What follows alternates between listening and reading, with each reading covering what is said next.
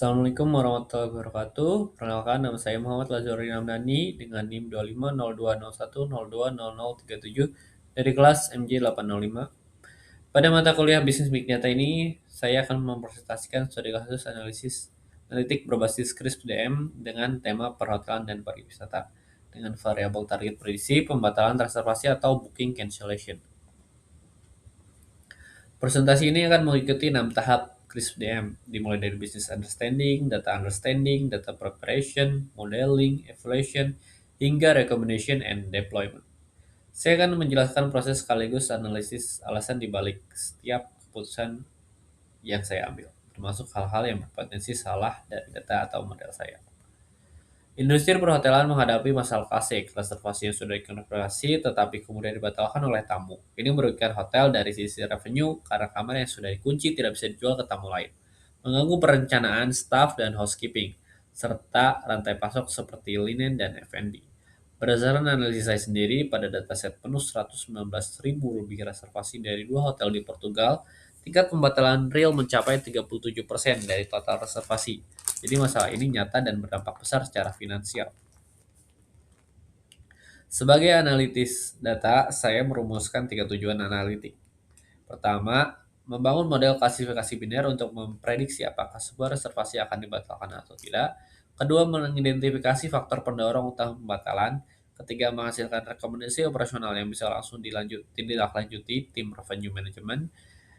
Yang penting, saya tidak menggunakan akurasi sebagai metrik utama, karena kelas datanya tidak seimbang. Model yang malas dan selalu menebak tidak batal tetap bisa punya akurasi tinggi, tapi sebenarnya tidak berguna. Karena itu, saya memakai recall pada kelas cancel sebagai prioritas utama.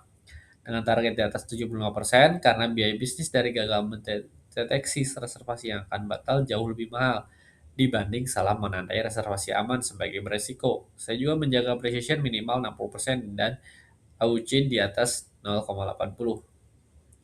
Untuk dataset, saya menggunakan data publik nyata hotel booking demand dari Antonio, Almeida, dan Nunes pada 2019 yang tersedia di Kaggle. Saya mengunduh dan menganalisis file sepenuhnya 119.390 baris reservasi dari resort hotel dan city hotel di Portugal periode 2015 sampai 2017.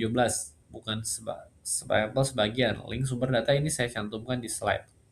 Dataset ini memiliki beberapa kategori variabel. Variabel target berupa status pembatalan, variabel waktu, pemesanan seperti lead time, variabel profil tamu, riwayat pembatalan sebelumnya, variabel komersial seperti harga kamar dan tipe deposit, serta layanan taman seperti jumlah permintaan khusus.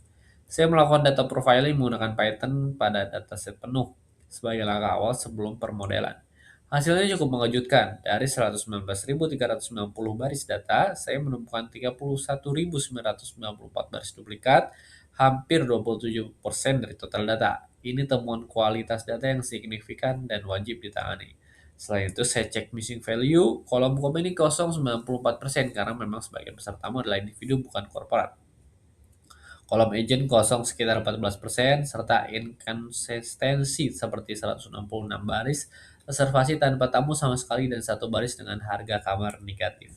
Saya menjalankan analisis korelasi menggunakan Python pada dataset penuh dan menemukan dua hubungan yang sangat kuat. Pertama, riwayat pembatalan sebelumnya. Tamu tanpa riwayat pembatalan hanya punya tingkat pembatalan 26,7%, sementara tamu yang pernah membatalkan sebelumnya punya tingkat pembatalan 60-80%. Lebih dari dua kali lipat. Kedua, dan ini temuan yang menarik dan kontraintuitif. Tipe deposit non-refund justru punya tingkat pembatalan 94,7%, jauh lebih tinggi dibanding no deposit yang hanya 26,7%. Secara intuitif, deposit non-refundable seharusnya membuat tamu berpikir dua kali sebelum membatalkan, tapi datanya menunjukkan sebaliknya. Ini akan saya bahas lebih dalam di bagian evaluation soal korelasi dan kausalitas. Berikut saya tunjukkan langsung output correlation matrix lengkapnya dari Python. Bisa dilihat semua angka korelasi antara variabel numerik yang tadi saya bahas, termasuk lead time dan required car parking space terhadap is cancel. Pada tahap data preparation, saya menerapkan dua teknik utama menggunakan Python pada dataset penuh. Pertama, data cleaning, menghapus 31.994 baris duplikat yang saya temukan di profiling, mengisi missing value pada kolom children, dan membuang baris dengan nol tamu atau harga negatif. Ini penting karena data duplikat sebesar itu bisa membuat model menghafal pola yang sama berulang kali dan menciptakan bias overfitting yang serius. Kedua, feature engineering. Saya membuat fitur turunan seperti total, underscore naik, dan total underscore gas, lalu menyiapkan variabel kategorikal untuk pemodelan. Karena variabel target saya bertipe kategorikal biner dibatalkan atau tidak. Ini adalah persoalan klasifikasi, bukan regresi. Saya membangun 4 model, decision tree sebagai baseline karena hasil modal diintegrasikan, random forest sebagai model utama karena menggabungkan banyak decision tree sehingga umumnya lebih akurat dan tahan overfitting, serta naive bayes dan logistic regression sebagai pembanding. Untuk benar-benar ngecek apakah kompleksitas random forest padan dengan peningkatan performanya, bukan cuma asumsi, saya buktikan dengan menjalankan semuanya. Hasilnya menarik. Logistic regression yang sederhana punya recall 74,4%, hampir menyamai random forest yang 76,8%. Tapi random forest butuh waktu latih 76 kali lebih lama. Naive Bayes hanya malah punya recall lebih tinggi, 98,5%. Tapi presisinya cuma 30,9% karena model ini hampir selalu menebak akan batal, jadi kurang praktis dipakai di lapangan. Kesimpulan saya, kompleksitas random forest tetap sepadan digunakan karena AUC yang paling tinggi 0,832 dan recall yang tetap di atas target 75% yang saya tetapkan di awal. Meski trade-off, waktu komputasinya nyata dan perlu dipertimbangkan kalau nanti diterapkan untuk prediksi real time. Input berupa fitur reservasi, proses berupa splitting berbasis gini atau information gain, output berupa label prediksi, trade-off-nya decision tree lebih cepat dan mudah dijelaskan, sedangkan random forest lebih akurat namun butuh komputasi yang lebih besar. Dan ini sudah saya buktikan sendiri di slide sebelumnya, bukan cuma teori. Karena keterbatasan waktu pengerjaan, saya menjalankan proses pemodelan dan evaluasi menggunakan Python pada set penuh yang sudah dibersihkan. 87.228 baris dengan 61.059 untuk training dan 26.169 untuk fasting bukan rapid miner. Hasilnya cukup baik. Random forest mencapai keakurasi 73,5%, precision 1,2%, recall 76,8%, dan aus 0,832. Decision tree bahkan mencapai recall 81,7%. Yang penting dibandingkan target recall di atas 75% yang saya tetapkan di awal. Kedua model ini sudah melampaui target tersebut, artinya model ini layak dipertimbangkan sebagai dasar keputusan bisnis. Meski precisionnya masih di bawah target 60% karena model sengaja diprioritaskan untuk menangkap sebanyak mungkin reservasi yang akan batal. Berikut saya tunjukkan langsung Significant Confusion Matrix Decision Tree dan Random Forest dari Python. Terlihat jelas jumlah prediksi benar dan salah untuk masing model sesuai angka yang baru saya sebutkan tadi. Secara kritis, dari Confusion Matrix, Random Forest, dari total reservasi yang benar-benar dibatalkan di data tes, model berhasil menangkap 76,8%, tapi tetap ada sekitar 1.670 reservasi yang akan batal justru dari prediksi aman. False negatif dan ini kesalahan paling mahal secara bisnis. Di sisi lain ada juga 5.271 false positif. Reservasi yang depresi akan batal tapi ternyata tidak.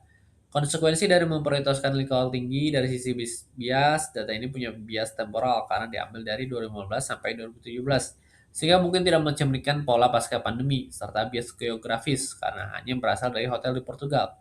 Sehingga generalisasi ke konteks lain perlu dilakukan hati-hati. Saya juga ingin menegaskan satu hal penting, korelasi tidak sama dengan kausalitas. Tadi saya temukan bahwa tipe deposit non-refund punya tingkat pembatalan 94,7%, jauh lebih tinggi dari no deposit yang 26,7%. Tapi ini tidak berarti kebijakan non-refundable lah yang menyebabkan pembatalan. Secara intuitif seharusnya justru sebaliknya, karena tamu akan kehilangan uang jika membatalkan, kemungkinan ada variabel perancu. Tipe deposit ini kemungkinan besar banyak dipakai oleh agent atau OTA tertentu yang memesan secara massal atau spekulatif, lalu membatalkan sebagian setelah permintaan aktual diketahui. Bukan karena kebijakan deposito sendiri, karena itu temuan ini saya posisikan sebagai sinyal risiko untuk investigasi lebih lanjut. Bukan sebagai bukti sebab akibat yang langsung dijadikan dasar mengubah kebijakan deposit tanpa pengujian lebih dalam, misalnya analisis persaingan pasar atau per agen. Berdasarkan temuan ini, saya merekomendasikan 4 hal pertama. 4 hal. Pertama, menerapkan skor risiko pembatalan pada setiap reservasi baru dan menampilkannya di dashboard tim reservasi. Kedua, untuk reservasi risiko tinggi, mengirim konfirmasi ulang otomatis beberapa hari sebelum kedatangan dan mempertimbangkan kebijakan deposit sebagian.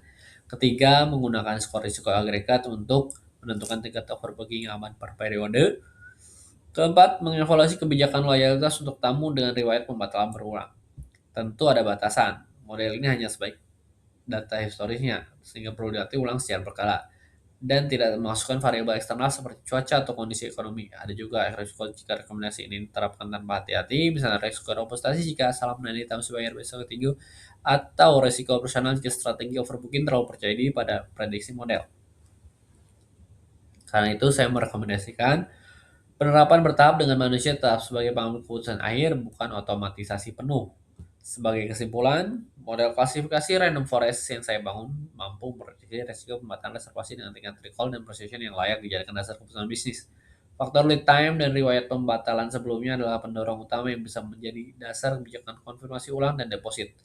Namun perlu saya tegaskan sekali lagi, model ini adalah alat bantu pengambilan keputusan, bukan pengganti judgement manusia. Dan korelasi yang ditemukan tidak boleh langsung dianggap sebagai hubungan sebab akibat atau kausalitas. Terima kasih atas perhatiannya. Maaf bila kesalahan. Wassalamualaikum warahmatullahi wabarakatuh.